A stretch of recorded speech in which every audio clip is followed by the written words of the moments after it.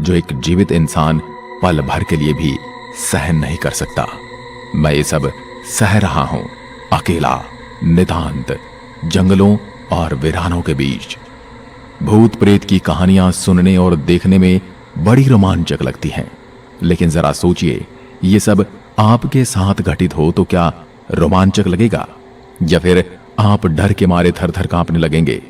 लेकिन मैं ये सब खुद में महसूस करता हूं। किसी पैरालौकिक शक्ति या भूत प्रेत जैसी आत्मा का आपके आसपास होना आपको डरा देगा।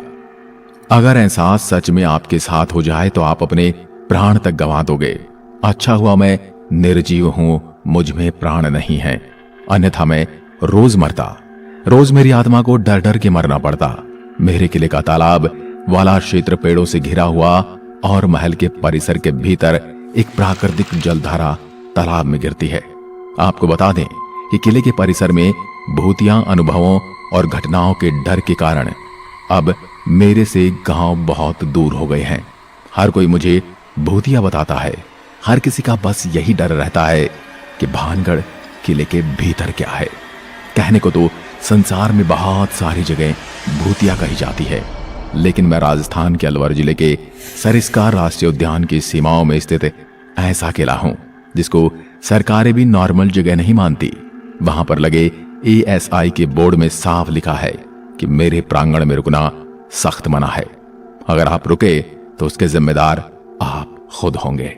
आपको बता दूं, जो भी रात में आज तक मेरे दुर्ग में रुका, उनके साथ घटित घटनाओं का मैं साक्षी हूं। अकबर के दरबार में 9 रत्नों में से एक महाराजा मान सिंह के भाई माधव सिंह ने मेरे इस किले का निर्माण 16वीं शताब्दी में करवाया था।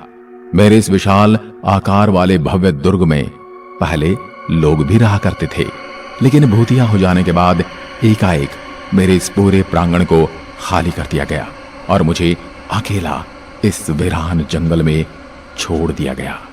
मेरे किले की प्राचीर में प्रवेश करते ही आपको टूटे फूटे खंडहर दिखेंगे, जो मेरे को शापित होने के पहले के ग्रामीण की दुकानों और घरों का एहसास कराएंगे।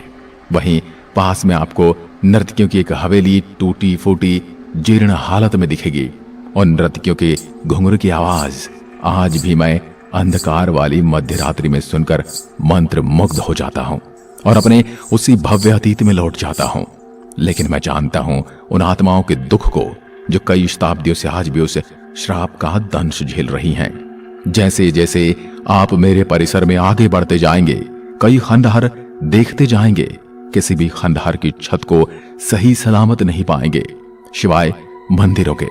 मेरे प्रांगण में कई मंदिर हैं जो आज भी सही सलामत खड़े हैं। उन्हें आराध्यों के दर्शनों और उनकी ताकतों से मैं आज भी यहाँ टूटा फूटा जीर्ण शीर्ण हालत में भूतों की कहानियों के साथ खड़ा हूँ। जैसे ही आप मेन दुर्ग के दरवाजे पर आएंगे, आपको लोहे के द्वार मानो भूतिया किले में आपका स्वागत करने के साथ ही चेतावनी देते हुए दिखाई देंगे। जरा सब्र कीजिए, मैं आपको वो भूतिया कहानी भी बताने वाला हूँ जिससे मेरी हालत हुई।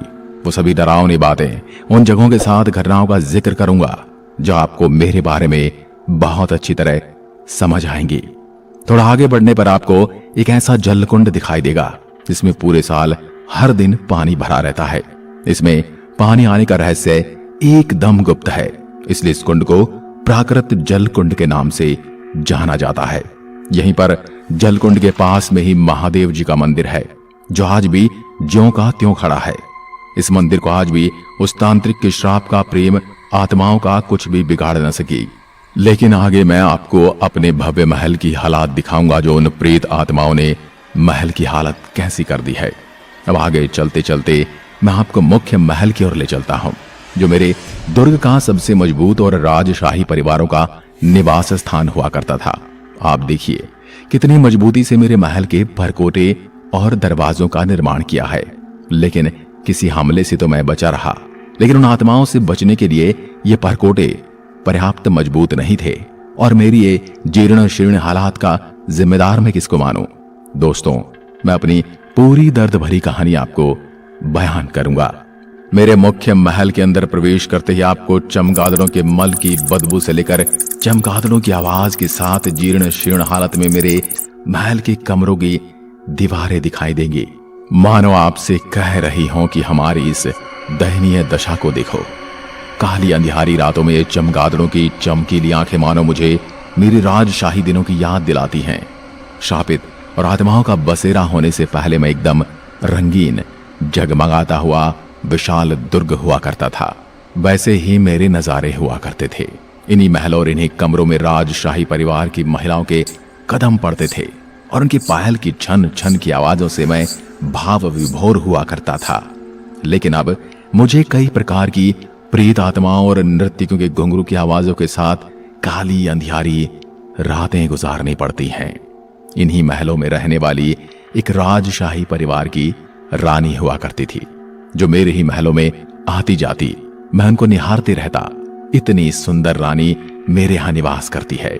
फिर आई वो काली अंधेरी रात, जिस दिन मेरे इस राजमहल को भगवान जाने किसकी नजर लग गई। और उस रात्रि के बाद हुई एक सुबह। उस दिन एक तांत्रिक भिक्षा मांगने के लिए महल के द्वार पर पहुंचा। द्वारपाल के भिक्षा देते समय उस तांत्रिक की नजर मेरे महलों में विचरण करती हुई उस रानी के ऊपर पड़ी और वो मनमोहित हो उठा। फिर वो अपनी एक कुटिया बनाकर महल के ही समीप साधु का भेष धारण कर तपस्या करने लगा। रानी और उनकी दासियों की दिनचर्या के ऊपर अपनी नजर रखने लगा। फिर एक दिन ऐसा हुआ कि उसे खूबसूरत रानी ने नहाते हुए अपनी दासी से कहा, क्यारी दासी, जरा देखो तो बालों में लगाने वाला सुगंधित तेल खत्म हो गया है, तू लेकर आएगी क्या बाजार से। ये चर्चा तो निजी कमरे में रानी और दासियों के बीच हो रही थी, परंतु मैंने महसूस किया कि उस तांत्रिक ने अपनी तंत्र क्रिया से रानी और इन दासियों में होने वाली चर्चाओं को सुन लिया और अपने तंत्र की क्रिया से महल के बाहर मौजूद बाजार में एक दुकानदार बनकर बैठ गया। महलों के बाहर इन दुकानों के अवशेष आज भी आप देख सकते हैं। फिर क्या था, मेरे महल के दुर्ग से निकलती हुई मैंने एक दासी देखी, जो संभवतः सुंदर रानी के बालों में लगाने वाला सुगंधित तेल लेने जा रही थी। मैंने देखा कि रानी के लिए हमेशा एक ही दुकान से सामग्री लाई जाती थी, परंतु जैसे ही दासी की नजरों में उस तांत्रिक में अपनी नजर डाली, मानो दासी तंत्र क्रिया से सम्मोहित होकर उस तांत्रिक की दुकान की ओर मुड़ गई। फिर वहां से उस तांत्रिक के द्वारा एक विशेष तंत्र क्रिया से किया एक तेल खरीदकर मेरे दुर्ग में दासी घुस गई। उस समय मुझे आभास हुआ मानो मेरे काल ने मेरे अंदर ही प्रवेश कर लिया हो, लेकिन मैं उन सब बातों से अनजान था। जैसे ही दासी ने उसे सुगंधित तेल का पात्र रानी की ओर बढ़ाया, उस पात्र को देखकर रानी सारी कहानी समझ गई थी, क्योंकि वो रानी एक सती महारानी थी, जिनके अस्तित्व की तपस्या के प्रताप से रानी को सारी कहानी समझ आ गई। फिर रानी ने कहा, दासी, तुम ये तेल नहीं, ये भानगढ़ का काल लेकर आई हो। ये सुनकर दासी सुन्न हो गई। फिर रानी ने आदेश दिया कि महल के बाहर निकल जाओ और इस तेल को एक बड़ी पत्थर की चट्टान पर उड़ेल दो। फिर क्या था, रानी की दासी ने आदेश का पालन किया और महल के बाहर जाकर एक चट्टान पर यह तेल फेंक दिया। जैसे ही रानी वापस आई तो वो देखती कक्ष में राजा के साथ सारे मंत्रीगण मौजूद थे। रानी ने सारा वृतांत कह सुनाया। फिर सभी इंतजार करने लगे उस काल रात्रि की 12 बजने वाली थी, जो मध्य रात्रि की एक निशानदेही मानी जाती है।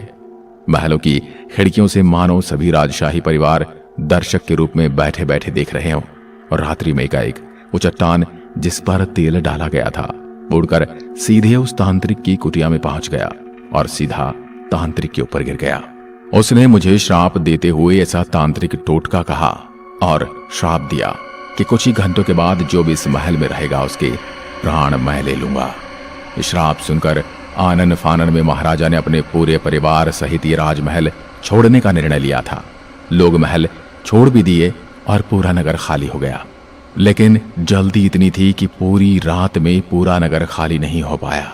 सुबह होते ही उस तांत्रिक की आत्मा ने जो नागरिक और राजशाही परिवार के सदस्य मेरे दुर्ग परिसर में बच गए थे, उन सभी के प्राण ले लिए और मैं ऐसे ही खड़ा खड़ा सबको देखता रहा। मैं सहम गया। मैं अपने नगर को उजड़ते हुए मेरी आंखों से देख रहा था और मैं कुछ न कर सका। उस तांत्रिक ने उस सुगंधित तेल में ऐसी तंत्र क्रिया की थी कि इसके द्वारा जो भी उस तेल को अपने बालों में डालता वो सीधा उस तांत्रिक के पास पहुंच जाता। इसलिए चट्टान पर डालने से वो चट्टान रात की ठीक 12 बजे उस तांत्रिक के ऊपर जा गिरी। कुछ ही महीनों में मेरा महल एकदम खंडहर बन गया और पूरे महल की छतों को जगह जगह से गिरता महसूस करने लगा। लेकिन आज मैं मेरे परिसर में मौजूद मंदिरों को ज्यों का त्यों खड़ा पाता हूं। इसी के साथ मेरे दुर्ग के बारे में ये कहानी भी प्रचलित है।